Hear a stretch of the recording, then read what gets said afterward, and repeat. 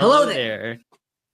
Welcome back to another episode of Star Wars in a Galaxy, watching all the Star Wars we can get our hands on. I'm Eli. Jacob, of course, as with last episode, unfortunately cannot be here for this episode, but I have yet another guest co-host, yet another first-time guest co-host. I decided for these last 2 weeks we did first-time guest Mr. Sean Broom last week, and for this, our guest host is somebody who I've met on the internet and initially through Epic Confrontations, but I thought we need to have him on in a Galaxy one of these days. And I thought, you know what? I know they love to play Jedi Star. I've seen a bunch of them. They're streaming stuff with it. So I'm like, let's get Scotty Holiday on for the final episode of Star Wars Jedi Survivor. How are you doing, Scotty? I'm doing really good. It's been a busy week. We're in the middle, at least right now at the time we're recording this, in the middle of the Acolyte. So that's Yeah, insane. we're just coming out of Mondygate, I guess we're calling it now. Yeah, happy birthday, Kiadi Mundi. Happy birthday, Kiadi Mundi. I didn't know that group of people could care this much about when a guy who legitimately a guy who's gotten so many things wrong. Yeah. But now we're supposed to get his birthday right. Okay, I see how it is. And orders plain snow cones on top of that, but plain snow cones. Every time I hear about it, plain snow cones. Gotta get on Living Force soon. Gotta get on that soon. Yeah, you definitely do. It's a great book, but I will say getting to revisit Jedi Survivor and that story, which I haven't done in forever, was actually really nice. So I'm really glad that you invited me to do this, because just going back and watching all the cutscenes in the story, it just reminded me how much I love this game. It's fantastic, and I'll reveal this later once we get to this, but the only reason why this isn't my favorite segment of the game is, I think, because it makes me a little too sad. But it's still a fantastic segment. But what was I gonna say? Oh yeah, before we start though, Scotty, they are our first time guest, and I am going to. We usually like to ask our first time guests just a few questions before we start. The first one is, of course, how did you originally get into this galaxy far away? A little over 25 years ago, when I was 6 years old, my mom took me to see The Phantom Menace for the first time. I had no idea what I was getting into. Neither did she, because here we are now. But she took me to see that movie in theaters in 1999. And from there, I've been obsessed. Yeah, I feel like that's the best way to explain it. It's just from 6 years old onward, I started with The Phantom Menace, and then immediately after that, then I discovered that the original trilogy existed. So every time we'd go rent movies, I'd always rent one of the original trilogy movies, and it was just watching those and The Phantom Menace over and over until Attack of the Clones came out, of course. Yeah, no, I'm like, it's weird. I know that, like, the generational stuff, especially with us on the Galaxy, because we're very much of that post-renting age. Oh, yes. We were renting movies. I know that ages me when I talk about that. It is what it is. It was a time. Yeah, it was. Yeah, no, I will say as much as people like TV, I do remember DVDs. I do, like, for the first. I was renting VHSs. I was renting VHSs sometimes. So yeah, you're definitely aging yourself, and I'm definitely aging myself. But it's all good. We're all Star Wars fans. That's what brings us together. And then, so obviously, you've gotten the Star Wars that way through the VHSs. But how did you get into There's so many words we can use. Whirlwind. Some people might more rudely call it a clusterfuck. What people could call it whatever they want of the Star Wars content, using the C word, creation space. The content sphere, as I like to call it. I was watching a lot of YouTube. I probably started watching more religiously around, like, the buzz for the sequel trilogy. And that's when I started watching more consistently. And I'd be watching some people and I'd be like, I know more than they do, or I could do what they're doing. I love this. I wish I could talk back to these people when I'm watching these YouTubers kind of talk about Star Wars, and at the time it was mostly just like theories and lore, which I think is why I love the lore so much. And then as I started watching more, the sequel trilogy had ended. I always thought, oh, I should totally do this. This would be really fun. But of course, just the doubts in my head was like, oh, I don't know if I'd be good at it. It might be a lot of work, which, spoiler alert, it is, but I love it. And so around 2022, I had started playing around with the idea of, it was around Obi-Wan Kenobi time and, like, the trailer for that. And I was like, all right, I'm finally going to bite the bullet and I'm going to do a reaction or a breakdown or whatever to the Obi-Wan Kenobi teaser trailer, and I watch it back now and it's like super cringe to me, but it's really fun to look back and see where things started. And I always like to give a special shout out to Brian of Pink Milk, who really inspired me, but also gave me that push that I needed to just be like, no, you should totally do this. It would be super fun. And just that community in general being super supportive. And then from there, He and all of them are gems, and they're all fantastic and great friends of the show. I'm so glad. What I'm so glad is that he is now back. Took the time he needed, absolutely took time with his family and all that kind of stuff, and now yeah, he's back. exactly. And that was a big thing for me too, is the fact that there wasn't and still isn't a very big queer space in the Star Wars community, at least online when it comes to content creation. So once I found Pink Milk and I found creators through there, then I was like, I would also like to fill this void of a queer voice in the Star Wars community on YouTube. That's what really gave me that push that I needed. And I'm very thankful to him for that. And I'm so glad that he's back. Yeah, no, it's fantastic, and I hope to have him and some of the other ex Pink Milk people on coming in the future. I remember I was trying to figure out something with one of these with M earlier, and that fell through due to scheduling and stuff like that. And no, they're it's such a great community, and I was devastated when it all fell down for understandable reasons, but still. Yeah, you and I both. Yeah. Moving on to though Jedi Survivor, I'm going to quickly do a summary of what we watched today. Today we watched the final. This is our final episodic segment for Star Wars Jedi Survivor, from the 6-hour mark to the end, which is around 45 minutes. I didn't exactly see how much it was, but like it's close enough to our normal 45-minute segment. Cal goes into Bode's home on Nova Garen, and soon he finds Bode's daughter Kata,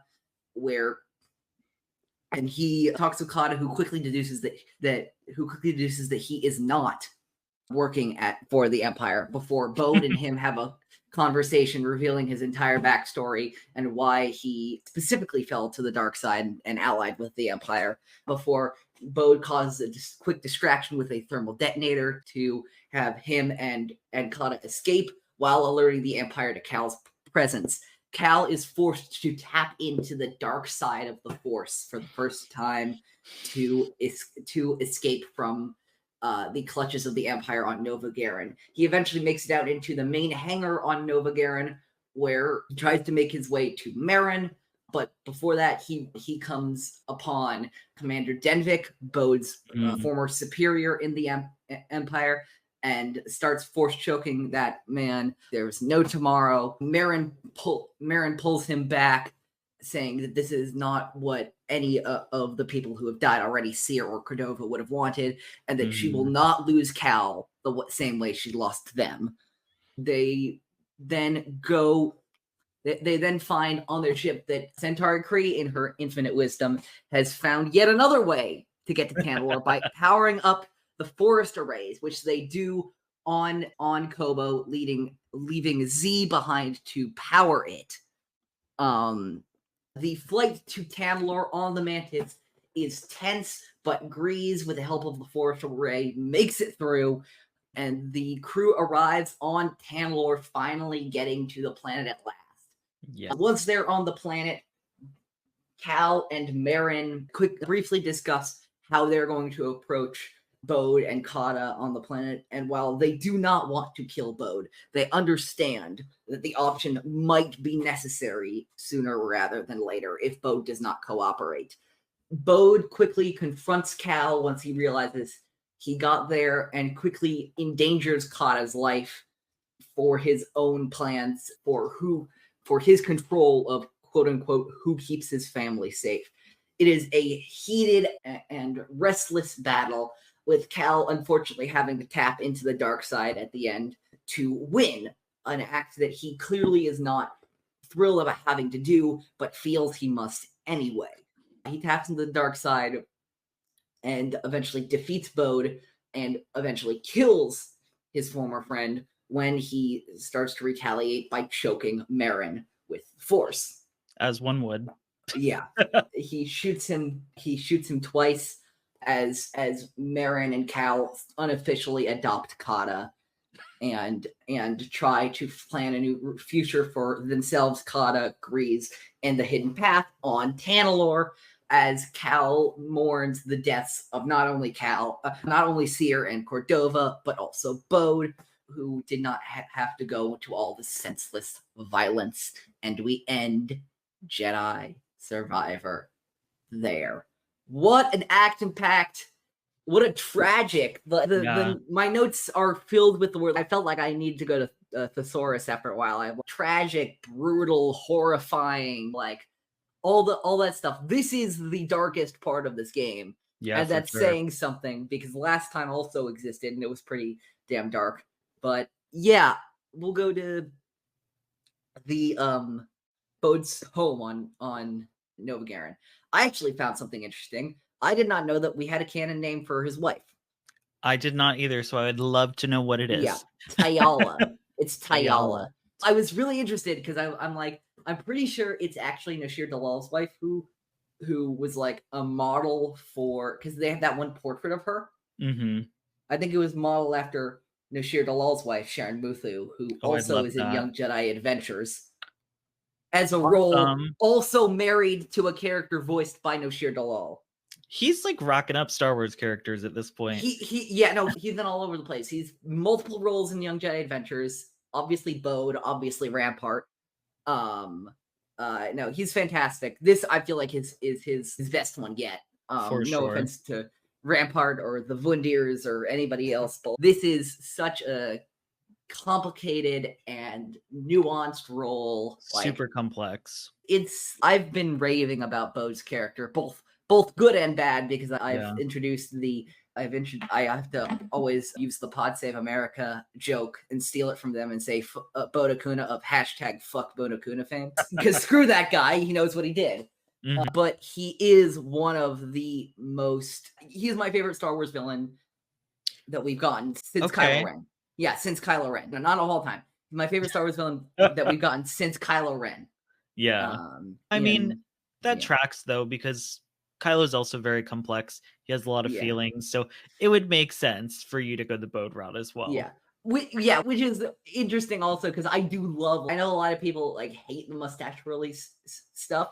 I actually really love that stuff. You're going to tell me, yeah, sure, were Moff Gideon's motivations as fleshed out as, say, Bode's were? No. But it's Giancarlo Esposito pretending like he's an Imperial Moff who knows everything. What's not to love there? Yeah, and he does it so well. So he does it so well. It's so incredibly well acted, and But yeah, I actually wanted to ask you what you thought. The first kind of big idea I wanted to float here is about Kata, and because she's introduced very late into the narrative, and yet is a central figure in this game. Yeah. No, she gets we hear about her throughout the game, just occasionally, with Bode kind of mentioning his daughter, mentioning her name. But yeah, this is the moment in like the final hour where we finally meet her. And it's pretty clear that I don't want to say that she's force sensitive. She probably is. But it's pretty clear that she's very intuitive, because immediately she's like, "You don't work here, do you?" Yeah. And she's like, I really hope she's force sensitive. I really hope she, like, at least, or I guess, has a high enough M count or whatever, however we're defining it these days. Just say midichlorian. Just say midichlorians. The other Scotty will go absolutely ballistic, and we love when he does that. Comes with the name territory. It's a, like, I remember after I finished Survivor for the first time, I sketched out what I would do if I were to make a third Jedi game. And regardless of anything, honestly, everything else from my outline could be scrapped. But the one thing, if this is kept, which I don't think this is too unreasonable, is just Kata being Cal's Padawan. Yeah, I like that idea, and I hope that she gets trained not only as a Force user, but also as a Night Sister. Yes, absolutely. I think her learning both from Cal and Marin in the end would be really fascinating. And of course, if it gives us like more perspective, I always love more perspective into how the Night Sisters view the Force and how they Mhm. manipulate that stuff. All that stuff's great. I know that, of course, the playing as Seer thing was a fantastic sequence. But I know Yes. a lot of us were hoping to play as a different character in this game. True. And maybe I'm like crossing my fingers that now with 2 characters, maybe if your theory is correct, learning Night Sister powers, maybe we'll actually get to play with those next game.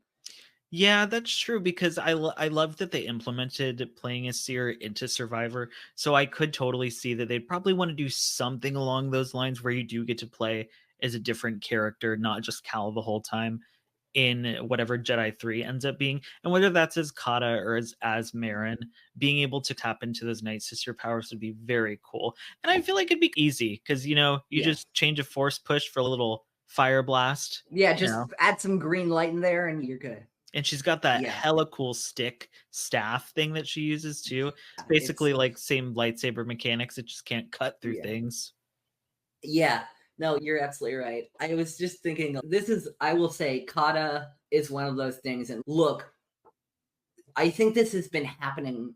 Like I remember I started noticing this probably around Bad Batch when this was happening. Mhm. Um, but it makes a lot of sense, and I love how much, especially Disney Star Wars, has doubled and tripled down on this specifically, which is we have all these new young characters. We have all these new kid characters, whether it be Grogu or Omega or Kata or any of little Leia and Obi-Wan Kenobi, or right now, little Yeah. Osha and May in The Acolyte. And if we think about George's, I think, initial like ideas, especially with forming the prequels, Mhm. where Padme's 14 when she's elected as queen, and Yes. she is specifically stated not to be the youngest queen ever elected. And then at the end of episode 3, the fate of the galaxy rests along these 2 babies, basically. Literally. George has always had this thing whereas children have this innocence, and that can translate into wisdom Mhm. if fostered correctly. Yeah, And that was why they did it in Naboo for that yeah. exact Oh, reason. absolutely. Yeah. No, yeah. And I really that we're like I understand that because I remember when the Bad Batch started, I'm like, this feels an awful lot like the Mandalorian at the very Oh, beginning. I'm we like, were all thinking it. yeah, I'm like, this feels a little familiar. But as we got more and more into it, I'm like, no, this is Star Wars doing what Star Wars does. It's always about the next generation. It's always about Mhm. the kids. It's always about and that's a very Star Wars thing to do. And I like that Kata very much still represents that, even though like you sound crazy talking about this subplot of the game. Yeah, and this Like, far into it. let's be clear, Cal murders her father in front of him or in front of her. And she just accepts it for what it is. Yeah, which realistically doesn't make a whole ton of sense, but I like that thematically she gets it. She has that line where she tells them where she's yeah, after mama died, like dad completely changed. So she already Yeah. knew that something was off with him. Yeah, and so it's I understand again realistically it doesn't work the best, but thematically and I think I'd be a little bit more suspicious of it if this kind of thing didn't happen all the time where if Luke if we hadn't gotten in Return of the Jedi where it looks like so Darth Vader's my father. Guess he's gotta die still. Yeah, true. He does Um okay, in Luke's defense, he does also still try to save him though, and Vader's the y- one in the end who's like, "Nope, son, let me die. I yeah, but did what I like needed to do." yeah, but there's still a big part of Luke says, "Look, I don't know, I guess he might have to die now." Yeah, it's that I guess if it's for the best. And that's what I Yeah. feel like is with Kata realizing that Bode's gotta die.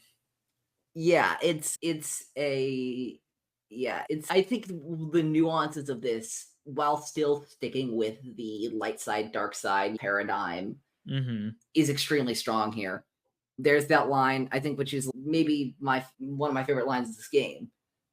It's the short exchange between Cal and Bode on Nova Garen. You're a monster, Bode. No, I'm a father. Yeah, that one was deep. I was like, that one, I remember hearing it for the first time. I'm like, that's good. That's really good. Because it's one of those things where, yeah, the two can of course coexist. mhm. And yeah, he was doing it all for his daughter. But again, going back to, I think I thought a lot. I think this actually, I'm not saying that other Star Wars aren't, but I think this part of Jedi Survivor specifically has a lot of George ideas in it. Yeah, I could totally Especially see that. with the idea of the selfish love versus selfless love. Yeah, it's the whole going about something the wrong way, essentially. Yeah. Is it a noble cause? Because Star Wars is all about family too at the end of the day. Yeah, you would think that at the end of the day, you're gonna be there for your family, but it was the way he went about being there for his family in a selfish way, selfish love, that is where it went wrong or went dark. Yeah. It's just so interesting to me to see how much Bode has lost himself. I guess you could say, like I'm looking at my notes right now, and I wrote down, but you were gonna give it to the hidden path, a bunch of strangers. I'm like, Bode, giving things to strangers so that they can pursue a better life is like the Jedi way. Did you forget about that? Exactly. The Jedi are supposed to be selfless, and we've seen that in the High Republic, the way that they should be per se. And yeah, it's a very Jedi thing. Like, don't you want to help as many people as you Yeah, can? yeah, Like, no, I only give a shit about my daughter. yeah, and yeah, it. I wrote down my notes, of course. Is this, which is like which I think is, I'm calling it the Hera argument because I feel like I've heard Hera make this argument very early Mhm. in Rebels season 1, season 2. I'm forgetting where this is exactly from. But look, you obviously don't want your daughter to live under this oppressive authoritarian regime. Working to stop it should not just be in everybody else's interests, but also your own. Yeah. But but again, that would be referring to this as some sort of selfless love, which is not. I think he's let it come to the point where it's become selfish. Yeah, and that's like you already said, Bo's really lost himself at this point. And I feel like had he lost himself earlier in the game?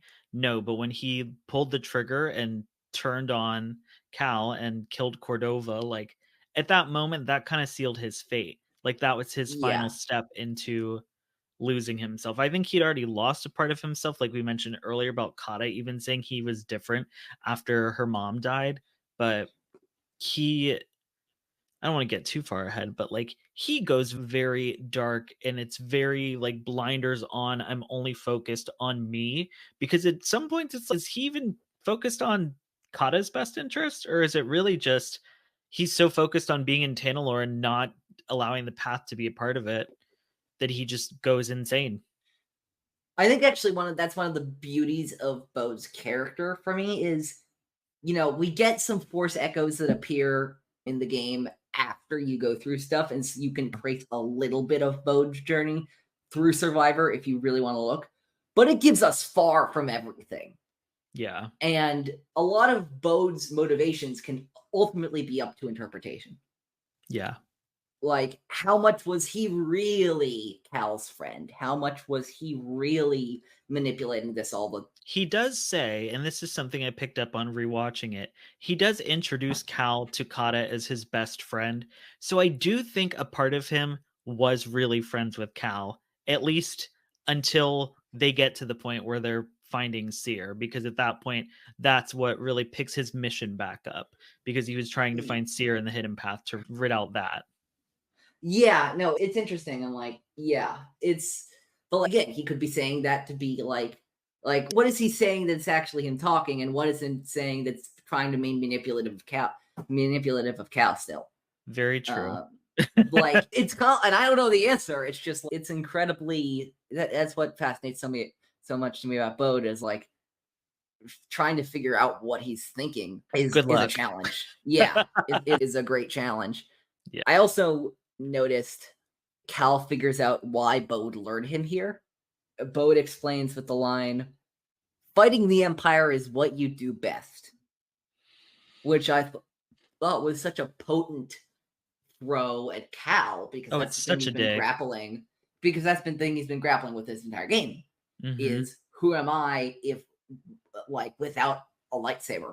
And If without not the for my fight. lightsaber, without the fight, what am I doing? And both, yeah, you are just a weapon. I think that the ultimate idea, and I think this is where Kata comes in, actually. I think it's slid in very well. If Cal can become a father figure to Kata, or some sort of a mentor figure to Kata, Mm-hmm. that will be his ultimate, like, that will be his ultimate, I don't want to say, like, salvation or something like, that will be his ultimate, like, proving of himself. That's like at the end of the game in Seer's like final words to Cal. She says, Cal, guide her through the darkness. So you're right on the money. That's Yeah. exactly what is going to get him through his own darkness and Kata's, because she is not set up very well either. No, poor girl. She's already had such a rough life already. I don't know what it is to me. I just thought of this just right now. I think Mhm. it was a fun detail to say, like, the story was that the Inquisitorius found Tayala when Bode and Kata were out, where Yeah. they were out running an errand. And Mhm. that's like such a real world like thing that was put into Star Wars, and I'm like, yeah, it makes sense though. People have For stuff to sure. do. Like, it's not like often you see people running errands in Star Wars, Yeah. and I just thought that was such a like a grounded moment, honestly. And the fact Where that she just tells them, don't come home. Like, yeah, and he immediately knows this is really bad. And from the way the game makes it seem, like he doesn't go back for her. They like immediately leave. And yeah, it's rough. But yeah, it is such a really real world thing. But it really tells you like the danger of it too, of the Inquisitorius finding you. yeah, and they absolutely will find you. That's the concerning thing. Although, honestly, if they lose you, as we've seen with quite a few characters now, finding you after that might prove to be a bit more difficult. I'm looking at you, Riva, Ferris. But yeah. Do you have anything else before Bode and Kata make their escape? Other than that, one thing I noticed, and this is just aesthetically, I really liked Bode's quarters and I would live there. It was a vibe. It is. I feel like I think maybe this is just because of what was happening there. It felt a little like kind of dystopian, sort of a little bit, Oh, but for sure. No, I definitely agree with that. But I think that's yeah, just like imperial like architecture in yeah, it general. is, and also because we're already like, and we're already just thinking in our heads like, this son of a, this is what he got. This is what he got for being the opposite of what a Jedi is supposed to be. Yeah, Yeah, so the Empire sends all their forces after Cal. literally. Yeah, including one time in a little later in the hangar where they send like a good 9, 10 DT sentry droids, which are notoriously the hardest of the regular enemies in the game. Horribly hard. They're Yeah, the worst. they are the worst. I love that. I both love that they're in there because I love the reference to Rebels, and it's a logical expansion of the Imperial Armada. I also Mhm. hate them because they're horrible to fight. They are Yeah. just horrible to fight. It's when they do that thing where they put both their arms out and just start spinning, and you just Yeah. if you're Well, even a little bit close, it's just the thing that always catches me off guard about them, and a little bit about the Magna Guards, although the Magna Guards, at least I remember this a little bit because of lore stuff. But you chop off both of the arms of the DT Sentry droids, they still keep coming for you. and then they You just gotta like completely slice them, so they can get another hit or two in on you if you think like after. And I've done this so many times where I cut off both the arms, and I'm like, oh wait, there's and they hit me again. I'm like, oh yeah, right. I yeah, have to completely destroy them. then they just like slam their body on top of you, and Yeah, it's like I was waiting for you to fall over, and then you get hit. They're such a it's pain, but yeah, it's such good enemies, but such a they pain. are. But they send the entire Imperial Armada after Cal, and Cal is forced to make the worst choice. Embracing his darkness. Yeah, it's horrifying to watch. I remember specifically every time because it replaces the slow thing, which I hope they actually fix because I think the slow thing, I miss the like, slow. the slow should be allowed without you turning into an actual demon. But like with I don't know about you, I felt bad every time I tapped into dark side. Like I felt like I was like, I don't like this. Yeah, the first time At least for me, my adrenaline was pumping because even though we know it's just a game, I'm still like, I Yeah. have to get Bode. I can't let him escape. And so Yeah. when you first tap into it, like first I'm like, yeah, this is great. But then the more Yeah. I'm just killing people, and like on the screen it says embrace. I think it says embrace the darkness, or Cal embraces his darkness. Something Embrace to the that darkness effect. on it, it's on Tandalore with the final fight. Yeah. But Okay, yeah. you're right. But regardless, just at first I'm like, "Oh, this is great," but then I'm thinking about it and it's all red. And then as you're like literally just like one stab killing the enemies, you realize like what is really happening. And it's literally Yeah. Cal tapping into his dark side. And the thing about it, this was all this was all going to come. It all culminated from all the fear, trauma, like that he had in Jedi Fallen Order, and he got over that. But then his new family that he found, his new master was Seer, everything was taken away from him again. So of course, Yeah. this time instead of being afraid, he's angry. And like Yeah. and so it made sense for him to embrace the darkness because that's just how the dark side works, unfortunately. So yeah, it was rough because it's great for the mechanic, but like story wise, when you Yeah. realize what's actually happening, it's really sad because it's Cal Yeah. Kestis. He's like the Yeah. golden boy. I don't know Yeah. about you. He's I love Cal. So seeing that from him is it's sad. this game, I will say, I liked Cal in Fallen Order, but this game made me love Cal. But and I absolutely agree with you that it's just horrible to see. We have that bright-eyed, bushy-tailed Jedi in Fallen Order, and Hmm. then of course you see how he ages in the 5 years, and how Grizzled, yeah, rugged. and how battle worn he is, and then you see him go to the dark side, and you're like, oh no. Yeah, like you ruined Um, one of the good ones. yeah, you ruined one of the good. And I'll just say this, and also just because this is now our fourth the Jedi Fallen in the dark side that we're seeing in this series. Hmm.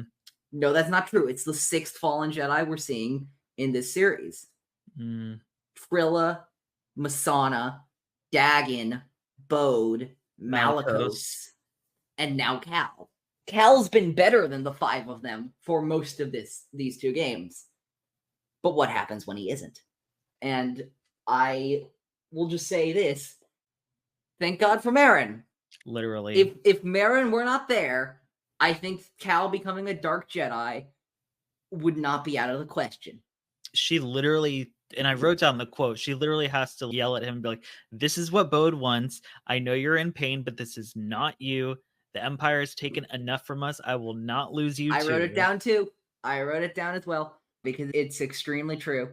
And I don't know if you noticed because I watched it with headphones on, but just like the crackling that you can hear as he's force choking Denvik I'm just like, and is he dead at the end? We don't even know. He just drops to the No, he floor. is actually not dead at the end Okay, good. Not that I because want him to be like great and alive, but I'm like, okay, good. oh Calvin no, he killed him. dies later. Oh no, he dies later. Okay, perfect. You see a force echo. You hear a force echo later, and there is somebody who force chokes him to death. It's just not Cal. You're right. You're It's right. Vader. I was gonna say, and he says that line to Cal. He's something to the effect of "Better you than Lord Vader. Do it." Yeah, and but instead Cal honestly subjects him to the worst fate, which is both. Yeah. But yeah, and yeah, I also I don't think I realized this the first time around, but I really like the idea, like obviously at the end of Fallen Order, Marin was in, of course, an extremely dark place, and Cal had to pull her out of that. The Yeah. Jedi was pulling the Night Sister out of the darkness, which makes sense. Now the Night Sister is pulling the Jedi out of the darkness Mm-hmm. at the end of this game, and which by how we're taught to see the Jedi and how we're taught to see the Night Sisters shouldn't happen. But Yeah. On yeah, paper. yeah, on paper. But these are the times that they're living in. As they say multiple times in the game, they're survivors. They have Yeah, to do what they need to do to survive. they're survivors. Looks into camera. Jedi survivors. Yeah. Anyway, but yeah, that actually the thing I love about the Force choke is, especially, is that if you look at what BD does, BD knows immediately that this man has brutally fucked up. Mm-hmm. BD1 is the first to realize. Like, before Marin gets there, before Grease knows anything about it, BD sees, oh no, this Jedi that I've been following around for the past 5 years just lost it. Yeah, and it's the person that BD chose. Like, BD Yeah. chose Cal as his new person after Cordova. Yeah, and even when Cordova returned, he still chose to be with Cal. Mm-hmm. Gotta be a punch in the stomach moment for BC. Do you have anything for the breaking out before we get to the Forest Array and Tanalorr? It's something I just didn't really notice this necessarily the first time, but I love that the hollow disk that Cal finds within Bode's quarters is what gives them their way to Tanalorr. As it's all the navigation pieces, the compasses are gone, but there's another way. There's always Yeah, another way. And as Cal yeah, even like jokes about his Santari, she thought of everything. yeah. No, look, here's the thing. Is it a little dumb that there's another way to Tanalorr that we just didn't know about all game? Sure. At this point, though, I don't really care because it's not about that anymore. Exactly. Bode's already gotten to Tanalorr. Now Cal just needs one way to get to Tanalorr. He gets the compass afterwards. Whatever. And like then you go suspend disbelief afterwards because in the post game stuff you can flip back and forth to Tanalorr like you would do to any other planet. And it's not, you don't have to go through that heart wrenching, you don't have to go that heart pumping sequence every time. You just go. It's Yeah. easy. And I'm willing to suspend disbelief on that one. Oh, same here. For sure. But yeah, and I love the fantasy stuff of Star Wars.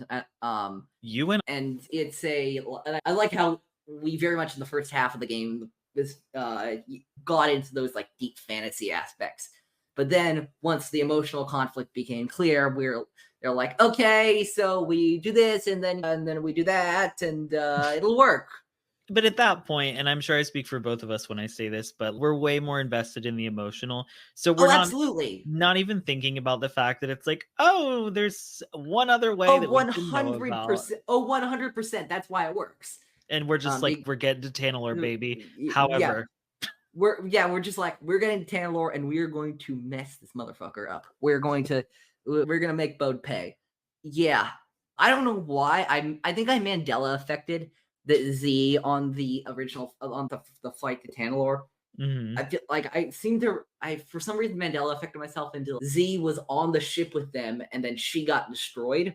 I don't know where the hell that came from, but I was like, but I don't know where I was like watching that. I'm like, but I just remember seeing that. But I will say I did miss a lot of this stuff from this flying sequence for the first time, and it was only when friend of the show and a guest on this season, Connor Shahidi, pointed a lot of this stuff out to me with the guide Cal gets from Beyond the Grave with Seer.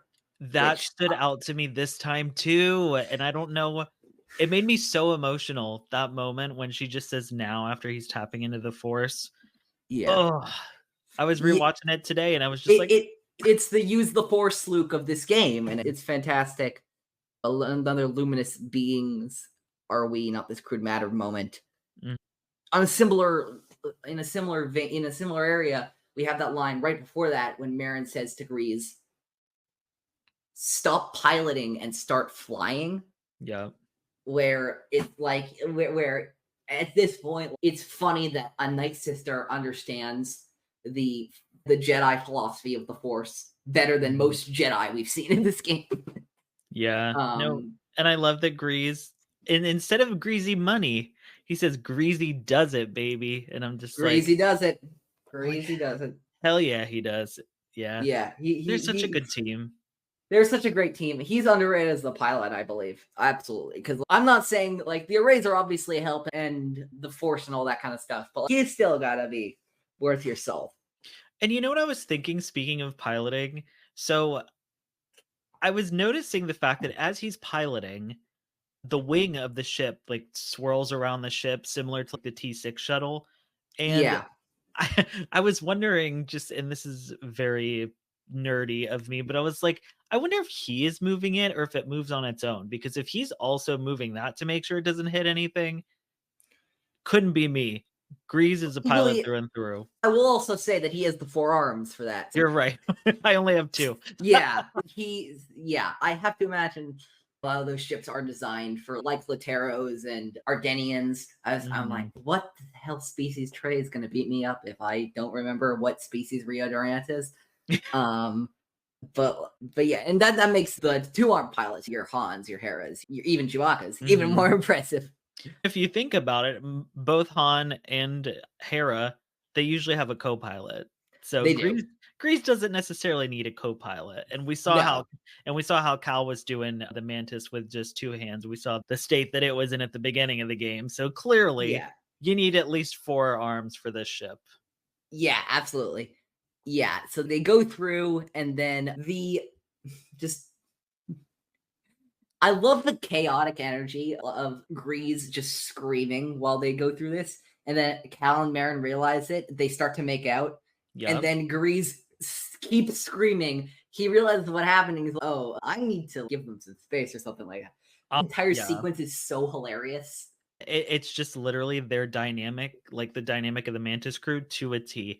And I was thinking that you were moving on, and I literally had that written down in my notes. Immediate makeout once they make it through as Grease continues screaming. And I was like, oh, I guess I don't need to mention that. We can move on. So I'm so glad that you brought that up because it was so funny. It's so fun. Because when they kiss the other 2 times in the games, it's meaningful moments. Like it's like really at the height of the action and stuff like that. Not that this isn't. It's just like this felt a little bit more. Yes, we'll kiss now. Dead. Yeah, thank God we're not dead. We're still alive. Let's continue. It's just a fun moment. And then they, of course, make it to Tanalorr, and they say, and Grease says the one line that we're all thinking at that point, which is, "I hope it's worth it." Yeah. And there's a point at which, like, it was never really promised to us, like, really much as much more. But you get to Tanalorr, and like you can compare it to anything you want. Like I've compared it to, there's like an Edenic sense of it, it's like a paradise sort of sense with it. Yeah. And it's hidden away from the Empire, which is very useful. Yes. At the end of the day, it is a planet. It's a nice planet, but it is a planet. I'm not saying, like, I saw, like, when I was, like, looking for thumbnails, because I always add a custom background for the episode, depending on what we're talking about, just my little ritual. I was looking for stuff, and I was seeing, like, some article from, like, IGN or Screen Rant. I was like, Tanalorr is a letdown. I'm like, I don't think I would go that far. I just think we all built Tanalorr up in our minds to be something that it was never going to be, because it is a planet. Here's the question. Is Tanalorr a letdown because aesthetically it's a letdown, or because we couldn't explore it more? Yeah, I think that there's an element to that, and I hope that in Jedi 3 we can explore it more. And I think I think that might happen. I think that might be, for me, like the planet itself, it's very ethereal, the saturated colors, but yet they're pastels. It's very mystical and very fantasy.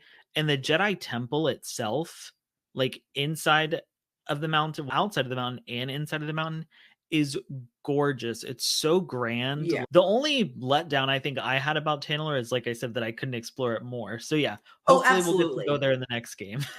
Yeah, no, I'm hoping that they expand Tanalorr in the next game, or else what the fuck was Dagan Gera screaming about for half this game? Literally. Like, this guy, Tanalorr better be the best planet in the goddamn galaxy for this guy to be screaming about. Yeah.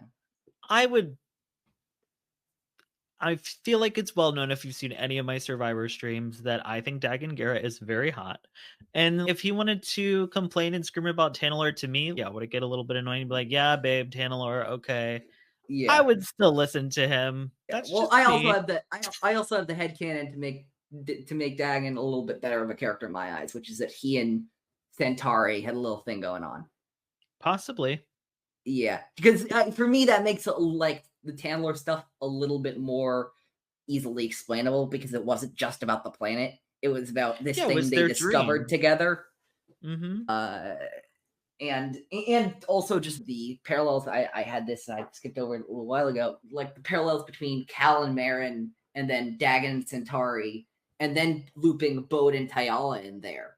Oh yeah, that's a good point. As these 3 couples where all the men are like having these like crazy obsessions over stuff, and the women in the relationships are getting dragged down, sometimes a little and sometimes, in Centauri 3's case, a lot, by their partner's obsessive dreams over something more.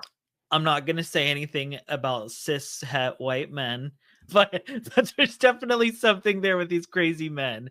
No offense, Eli. No, I none taken. Although I will say, as much as I do think, as much as I think that Dagon was a little bit into sin, I'm not even sure if he had time for that stuff. Not with his Tantalor obsession. I was gonna say, I was gonna say, I feel like he's Tantalor sexual or something like that. my strange addiction, Tantalor. My strange addiction. Tantalor. Literally. Like, he was the dreamer and Santari was like the brains of the operation. You know what I mean? Yeah, absolutely, 100%. I was gonna say, yeah.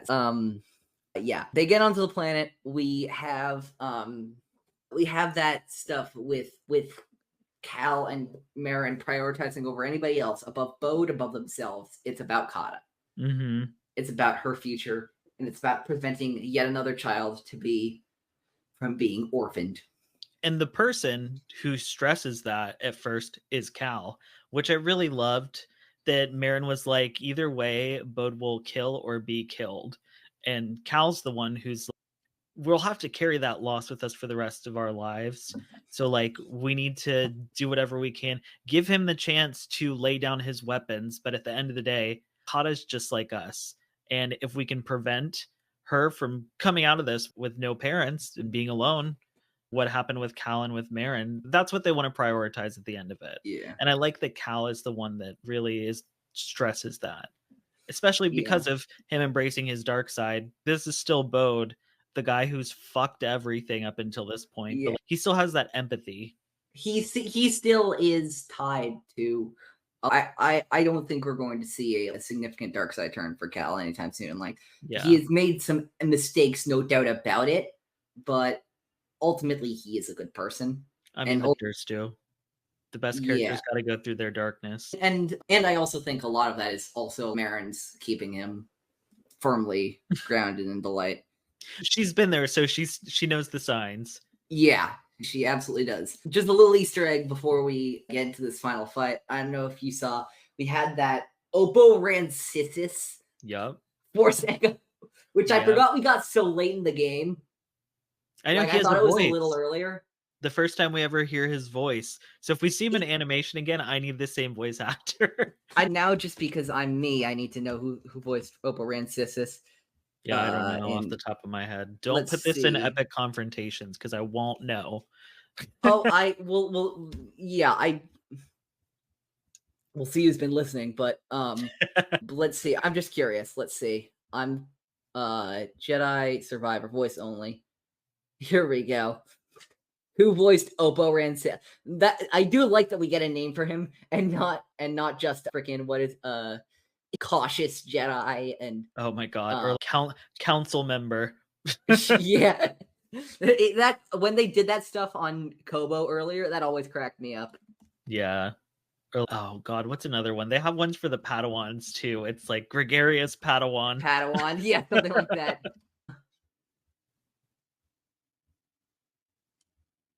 It seems it's Nashir Dalal. Surprise! No. It's actually harder to find. Obvious. It shouldn't be surprised that it's hard to find because he does one line. Yeah.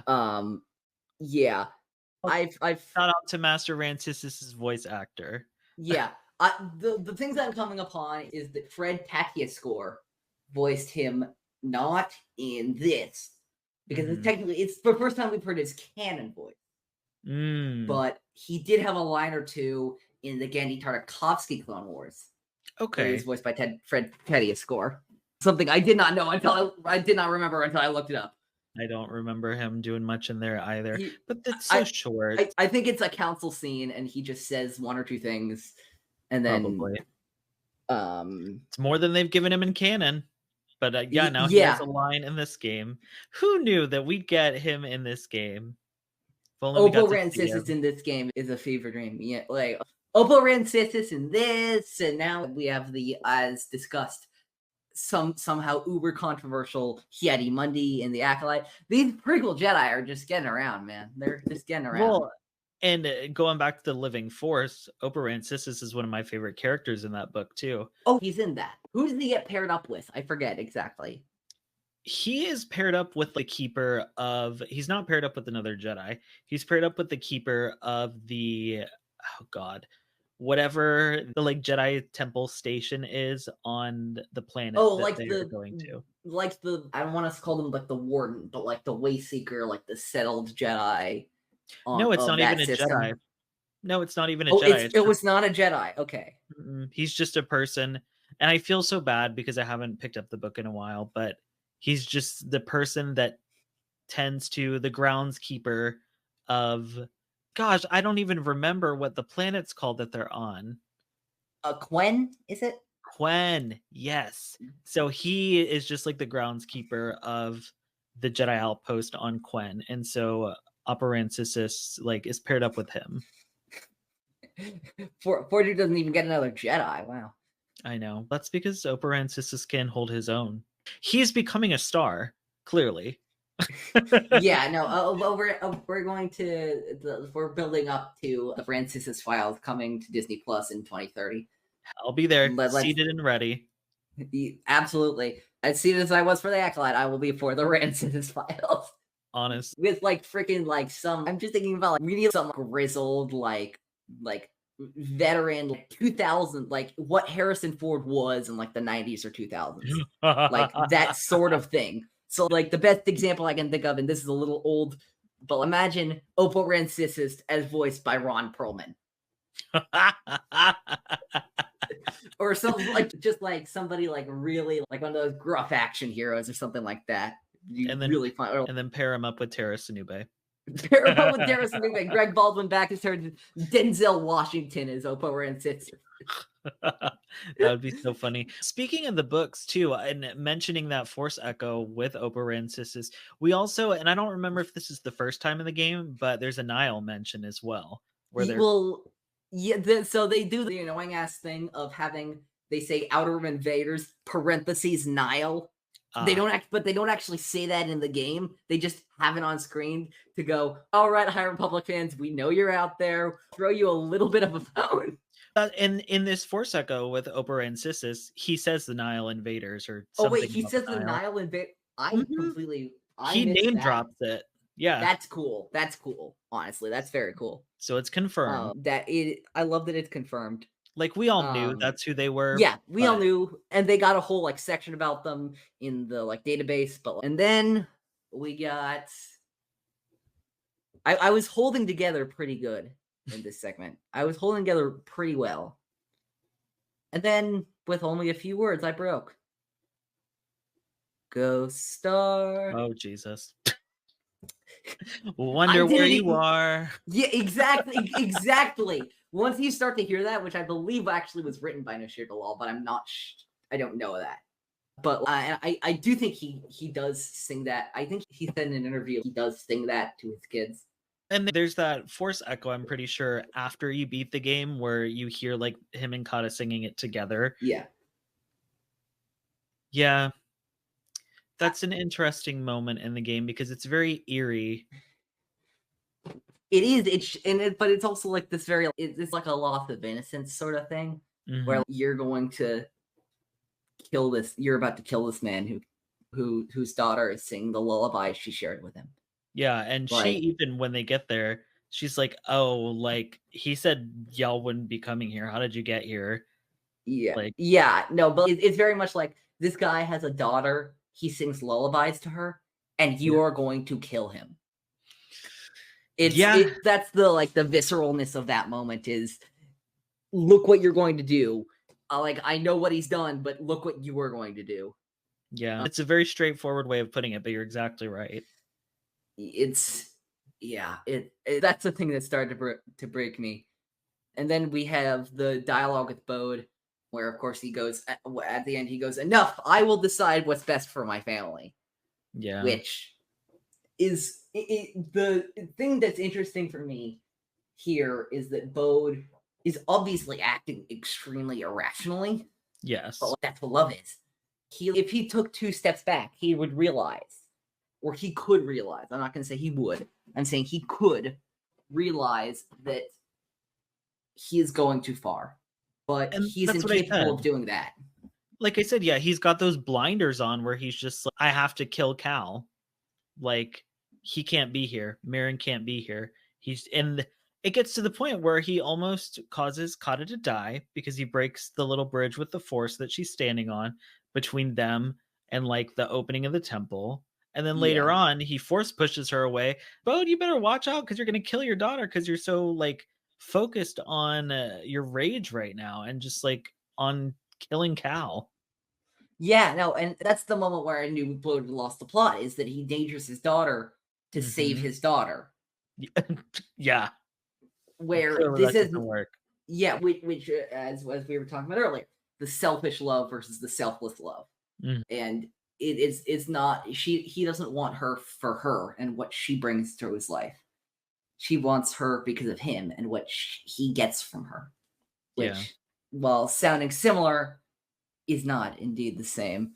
Yeah, like it's a brutal duel. It's like it's hard to watch even. It's hard to play as well. Yeah, it's hard to play as well, but it's hard to, though still I will maintain that the hardest, I'm actually curious to hear your opinion on this. The Mhm. hardest, in my opinion, the hardest fight in both of these 2 games is in Survivor, but it's not Bode either time. Excluding the fact that you can't beat Bode the first time because of plot stuff. Mhm. But it's not Bode this time. Um, I believe that the hardest fight in this game and both games by proxy is Ravis. When you learn, and I didn't do this my first time around either, but when I learned that different stances worked better against different enemies, it was a whole new game for me. Because if you start hitting Ravis with that cross guard and then getting the quick hits in with either your double blade or dual wielding, he's a lot easier to beat down because he's like a tank. Yeah, but the thing is, first of all, is his unorthodox tactics. But second of all, the fact that you actually have to kill him twice. Oh, yes, in that case, for sure. I'm over here thinking He, about game mechanics. yeah, but literally you have to defeat him. Literally, you drag the health bar down, and Mhm. then he regens all the health. Yeah, but yeah, no, a brutal fight. Yeah. And it gets to the And point too where Bode is literally on top of Cal just punching him repeatedly in the face. And yeah, that's like extra brutal. We're past lightsabers, we're past yeah, blasters. I'm just literally he's beating the shit out of him. yeah, it's rough. I was, yeah, in a fantasy or sci-fi thing when they have all these fantastical weapons or powers or something like that, but it comes down to a fist fight. That's when you know shit's getting real. And That's I when wouldn't you even know it's I don't know if I'd beyond. even would you even call it a fist fight in the sense then? Because they're not even just fighting hand to hand combat. He's just literally resorted to using his hands to violently hurt someone. Yeah, but like, yeah, I did it like Cal is fighting back, but like, yeah, or at He's least fighting trying back to. like this, Yeah, trying not to get hit in the face. yeah, no, absolutely. It's brutal to watch. It's brutal to watch. Both of them at various points, but of course, Bode at that climactic moment just mutilate each other. And I don't know about you, but this was also the moment where I had lost any faith in Bode when he smacks BD1 away. Because Yeah, you don't do BD1, that to that droid. You don't do nope, that to that droid. that's like when you kick a dog. You don't kick a You, dog. you don't You, kick. Also, just tactically, BD1 is 1-0 against Darth Vader and Ravis. very true. You don't mess with BD1. BD1 has a winning record, undefeated record against Darth Vader, the Dark Lord of the Sith. And Dude, again, Junda die. doesn't have a winning record against Darth Vader, but Don't remind BD1 me. does. Yeah. It BD1's so good. I love BD1's a BD1. legend. BD1's a legend. Also, of course, he gets the stim. Yeah, then we finally get to that, the one that hurts me, which is when I forget who it was. It's either Calamarian, of course, says, "Don't put this on your daughter." I don't remember who says it off the top of my head either, but Yeah. It's the ending, the, like, ending of the duel is rough. Yeah, it's just terrible. It's just yeah. And the worst part about it too is if you think about it, Cal has to kill Bode with the blaster that Bode gifted him. Yeah, I wrote that down as well. Yeah. I will say I think that it's interesting, and I know I've talked with some people about this when the game came out, which is Mhm. that I think, ironically enough, that Cal killing Bode the way he did was actually one of the more merciful ways to do it. It was more instant. Yeah, it wasn't like a I want this guy to suffer. It's not a like a this guy needs to die a painful death for what he's done. It's that we Yeah. it's that we can't it's that he can't coexist with us anymore. This is not he needs to die. This was almost like a like it got weird to say it like this, but like he needs to be put down a little bit. Like that's how Cal goes about a lot of the deaths in this game because in my eyes as I'm playing it and watching the story kind of unfold, I feel like Cal almost loses a little bit of himself with each of these big kills. Like not with the stormtroopers or like the raiders, but like when he puts down Masana at the beginning and he's like setting Yeah, her free from what setting she's her free. going But even through. that was the beheading. That was like Oh, well, that's specifically you're chopping someone's head off. This that's is true. two blaster shots. Like there's a big Yeah. difference there. Very true. And it's not even like the way he killed her, but it's just the way that it seems like Cal clearly doesn't like to kill. And you're right. If he has to kill something, he's going to do it quickly and swiftly because I don't think he Yeah, wants to go in and cause pain to that person, yeah, even though they're literally trying to kill him back. But yeah, with Bode, yeah. it's definitely He this is could have tapped into the dark side to kill him, like yeah. specifically to kill him. He could have choked him Uh, to death, but he yeah, he did could have not. choked him to death. He could have stabbed him and left the blade in there for a while. But I no, was it gonna was say we know that stabs don't kill Star Wars. yeah. I said left the blade in for a little while. I said left the Okay. blade in for a little while. Sabine, I could have said something, but I Ah, was gonna say it depends on the weapon now because we got Andara now, that's or true. so we think, or So so we we think. think at least. The most powerful word that Leslie Headland has introduced to the Star Wars vocabulary, allegedly. Oh god. We think this is what happened. We're Well, I pretty sure this is what happened. I like to think that she's given us a lot of good words, but yeah, Oh, absolutely. allegedly. 100%. But I'm not trusting a single thing until we're 100% in with this goddamn season. Yeah, for real. That's so fantastic. But yeah. And then we have this little coda where Cal and Marin are reckoning with what they both have done as the Force theme swells as they give Bode a Jedi funeral along with Seer and Cordova on Tantalor.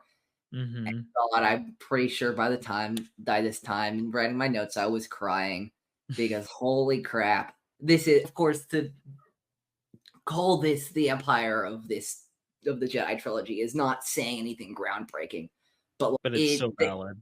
but no, it's completely true, and they really make this feel like such a bleak, and even though ironically they got the thing they wanted, Mhm. but of course it's what you had to do to get there. Exactly. It's all the things that they lost in getting to Tantalor.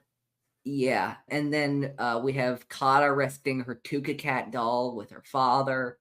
For me, letting go of her past a little bit. Oh, Um, and you know what else? It's that loss of innocence. yeah, it's more loss of innocence. Uh, Cameron Monaghan's acting at the end of this game is just genius. He's still good, and I am more convinced than ever now after the Acolyte premiere when we saw him there. I think we're getting a live action Kestis soon. God, I hope so. But I'm I glad go ahead. I really want it. I really damn want it. Oh, you and I It's gonna both. be it's gonna be such a full circle moment. And it literally Cal's based on his likeness. All the characters Yeah. except for Grease are based on their actor's likeness. And we've seen a Yeah. BD droid in live action. Yep. Book of Boba Fett, baby. Yeah, I'm right there with BD you. BD 30, I think.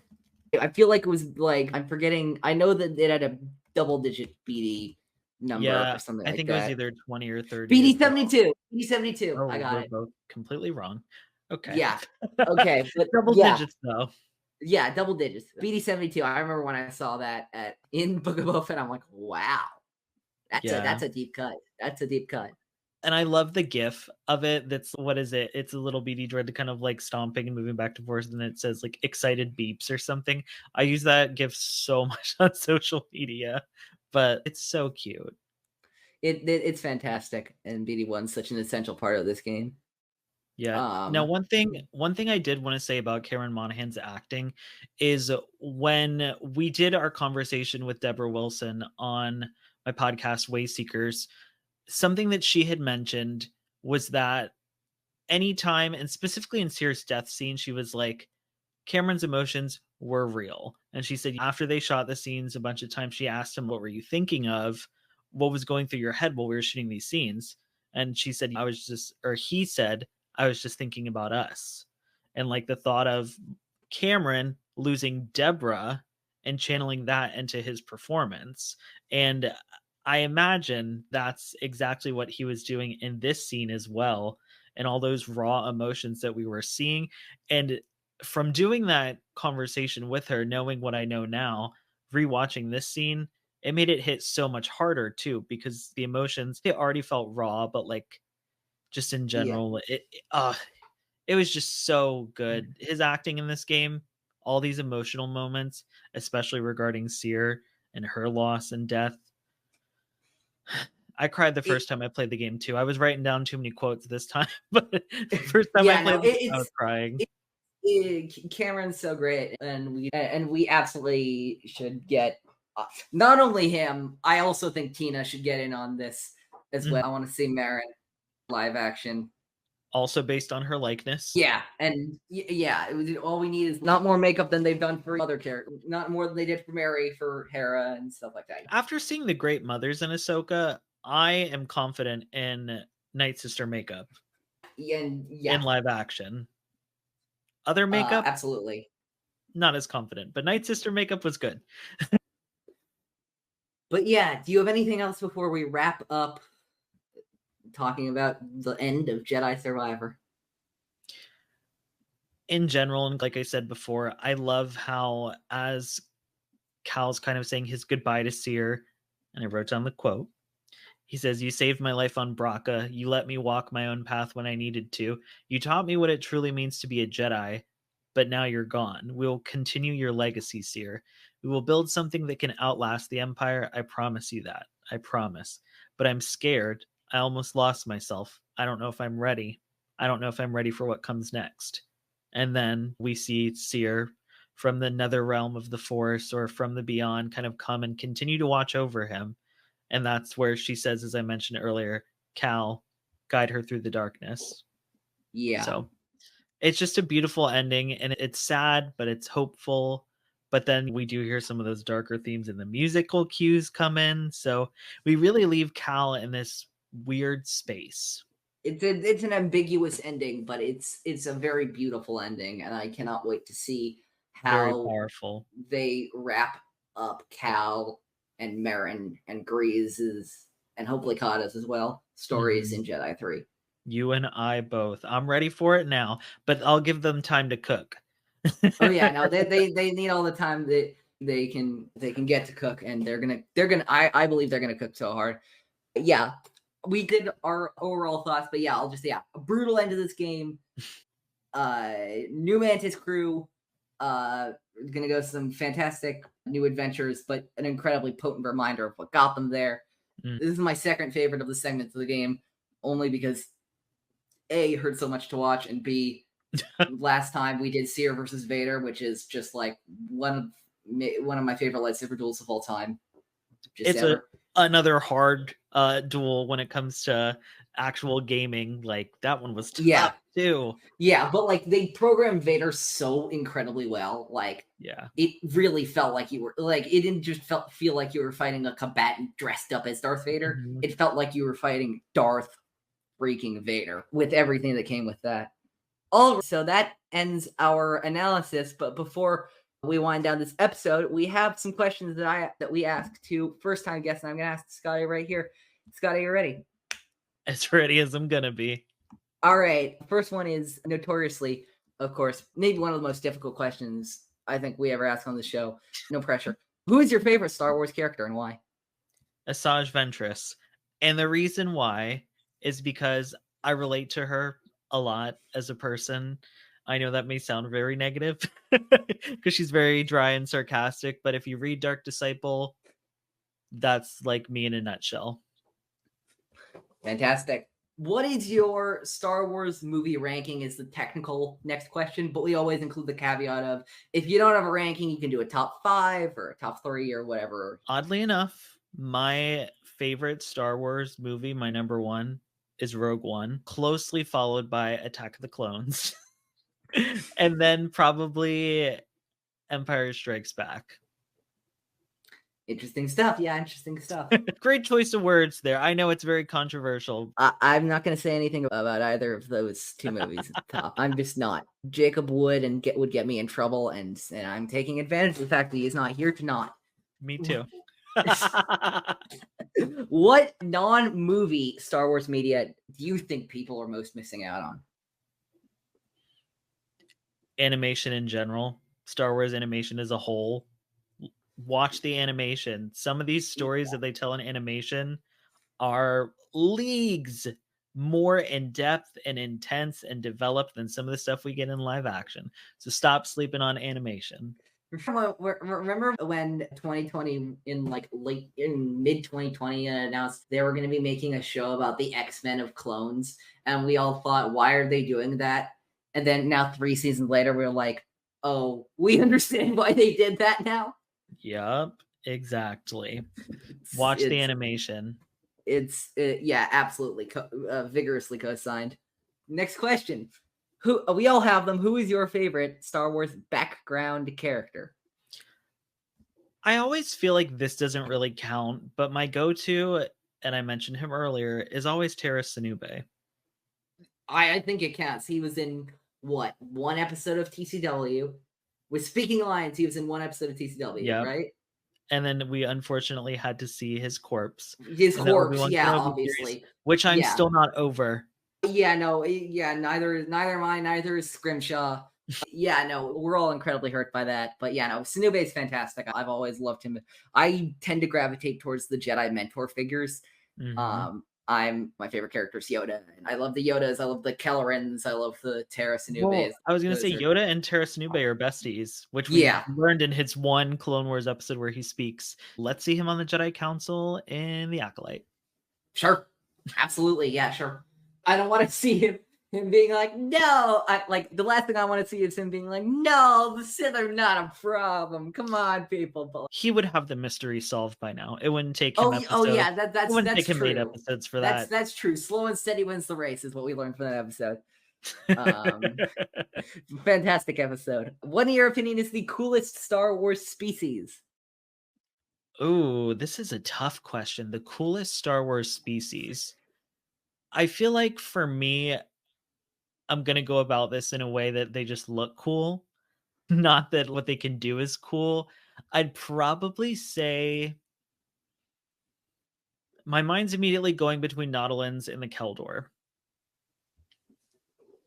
Good stuff. Aesthetically, like that, it's based on aesthetics. They just look cool. They're fantastic. I'm trying to so I'm both of them. I'm thinking of very similar thing, very recent stuff with both of them right now. Which, of course, I want to know: did you think that Ithiapon was actually Plo Koon in that most recent Acolyte?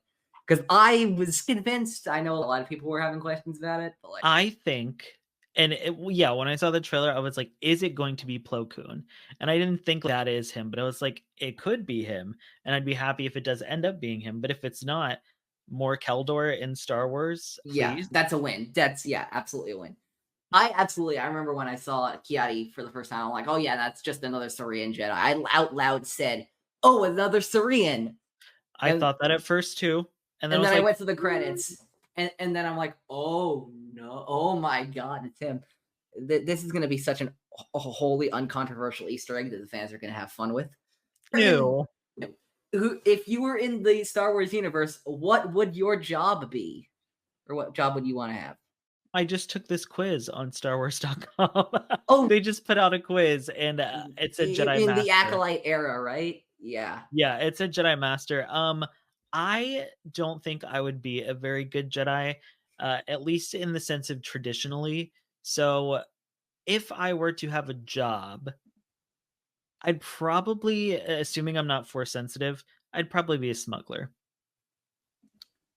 Classic. We all know the moment from the beginning that one of the greatest pieces of Star Wars documentary filmmaking, in my opinion, of all time, where so Luke blows up the Death Star, Anakin blows up the ship controlling all the robots. Yeah, and again, you know, it's like poetry. They rhyme. Every Mhm. stanza sort of lines with the last. Hopefully it'll work. The hopefully it'll work is what gets me every single time. He finishes saying one of the most profound things he's ever said about Star Wars, and he goes, "I guess." George Lucas is a real ass king. Like, Is fantastic. My question for you though is, what is your favorite "It's like poetry it rhymes" moment in any Star Wars? It does not have to be movies. It can be anything. I feel like I've quoted this so many times on my YouTube channel talking about things, but you asking me right now, I'm like, what is Star Wars? I don't know anything. What is my favorite poetry? You're not alone. I actually I feel like I always feel a little bad when we do this one because apparently like a, a lot of people blanked on this one, so you're not alone with this one. Like I said, though, I feel like I talk about it. I talk about it all the time in like videos that I've made, but off the top of my head, I can't think of anything. As soon as we finish the episode, I'm gonna think of 6 different options. So, uh, Yeah. unfortunately, I don't have an answer. We can always come back to you if you figure out an answer later. But what is your favorite? Next question is, what is your favorite Star Wars planet? So for a long time, it was Scarif, which tracks because, as I said, I love Rogue One. But I now, and this is not just because we're talking about it, but I've grown to love Kobo because Kobo has a little bit It's of such everything. a vibrant ecosystem, both socially and like in terms of like ecologically, and it's fantastic. And conveniently, there's a lot of queer people there, so it really tracks that it'd be one of my favorite planets. It is. Everybody's super supportive over there, and people over there, they're all trying to lift each other up and stuff like that. Yeah, and it's As just a bunch of different people. stay clear of the Bedlam Raiders, and you're all good. Yeah, we don't fuck with the Raiders, but everybody Yeah, else, so diverse. I love it. yeah. If you could take one item or force ability from Star Wars into the real world, what would it be? I feel like everybody says a lightsaber, so I'm gonna think of something that's not a lightsaber. I'm not actually sure of how many people who've said lightsabers. To be completely honest with you. Okay, immediately my mind thought lightsaber, but I'm gonna think of something else because that just feels like a Yeah. given. Who doesn't want a Yeah. lightsaber? Oh, absolutely. Yeah. Force ability wise, I can't decide, and this is so bad. I can't decide if I want to say reading minds or force persuasion. I feel like they're like two sides of the same coin. Yeah, very much. When I feel bad saying them, but that's my answer. Honestly, the most common answer is a force ability, but it's actually the telekinesis stuff. Yeah, that Because tracks. yeah, but yeah, no, telepathy is absolutely has its advantages. Finally, oh, go ahead. I was gonna say I do not want psychometry because I ain't trying to see and experience other people's trauma. Guest of our last episode, Sean Vroom, said the exact same thing. I thought you were gonna say Sean. Sean said the opposite, and I was like, "Oh, Sean No, is very strong." no, said the exact thing, like almost in the same verbiage. Last question is a classic, and I will explain the backstory to you of this one. This one Okay. has deep lore, as the kids say. It's me, I'm the kids. I'm going to show you a Star Wars character. I'm going to share the screen. I'm going to show you a Star Wars character. All you need to do is tell me how you pronounce the character's name. Oh God. Okay. I pride myself in being able to pronounce the names correctly. Zam Wessel? Yeah, okay. This bit has been driven into the ground. Friend of the show, Devore, formerly of the show Larger Than the Force, grew up pronouncing it Zam Wessel. I like that. That's fun. It is fun. It's just not how it's pronounced. It's just not right. It is just not right. Although Wikipedia, of course, I want to disclaimer this. This is a very timely thing, but hashtag we stand with Wikipedia. But they're no help on this one. The canon has no canon pronunciation on there. In Legends, it accepts both, which I didn't know you could do. And to complicate matters even more, in Bounty Hunter, which is the original video game that has her in it, actress Leanna Walsman, who plays Zam in the film, introduced herself as, "Hi, I'm Zam Wazell." Okay, the way that makes it seem is like she is from New York. Like, I'm Sam Wazell. Like, she smokes cigarettes and eats hot dogs off the street. That's funny. No, I know I've made the joke of I know I made the comparison that it's Wessel, like the Duke of Wesselton pronounces his name from Frozen. From Frozen. Like, that is always the comparison. I think I made like a cut where it was like, "Hi, I'm Zam Wazell," and then we slowed it down to Zam Wazell, and then I bass boosted Wessel. It's valid though. It only took us 10, 15 years to discover the mystery thanks to the Duke of Wesselton. So thank you for that. No, almost every single guest we've had on since has said Wessel. Almost every single one. It's not close. We've had, like, from the most notable we've had on, Alex and Molly Damon said Wessel, to just some of our friends who aren't as well known within the Star Wars community. Doesn't matter. Wessel almost entirely across the board. The rate has to be in the 90% right now. I don't know. Maybe I'll start saying... The bit's been beaten into the ground. Absolutely. Oh. What was I going to say? But, oh yeah. And of course, I do have one final question for you, of course, which is, where can we find all the stuff you do on the internet? You can find me on all social media at Scotty Holiday SW. Something I did want to highlight, because I really love this video, speaking about Cal Kestis, is my Queerness of Cal Kestis video. If you enjoyed listening to me talk about stuff here about Cal and his journey, you'd probably really like that video. So definitely check it out. And like you mentioned, we will put that in the description of this episode. Thank you. I appreciate that. And then, of course, my live streams when Jedi 3 comes out. I'm probably going to have to stream Fallen Order and Survivor and prep for Jedi 3. So once again, you can find me at Scotty Holiday SW and come hang out and talk about Star Wars with me. Absolutely. That is going to be it for this episode of Star Wars in a Galaxy. Next week, we will be doing our retrospective episode, which Jacob and I indeed did record ahead before this. So it will be the two of us wrapping up this season before we get into a theme between themes, my special summer mini series that I'm doing, where continued from 2 summers ago, where I'm talking with friends of the show about about the Star Wars they specifically love and how it connects together. First episode, I'm pretty sure I already announced this, but in case I haven't, will be a friend of the show, one of the people who Jacob and I have talked about this before. Is absolutely on the Rushmore of the show and people who've encouraged us and to help this show happen. Jared the Dark Jedi from the Nerd Academy podcast, from Epic Confrontations, from the Ionized Bachelor, from everywhere you know him, is going to be my first guest on a theme between themes. And I'm excited to reveal the other ones once they come out. In the meantime, you can listen to us everywhere, all platforms. You can follow us everywhere at In a Galaxy Pod. You can follow me by my link tree, linktr.ee/_OGFan327 is where you can find all my stuff. Watch Epic Confrontations. But I think if that's it, then all there's left to say is may the Force be with you. Always.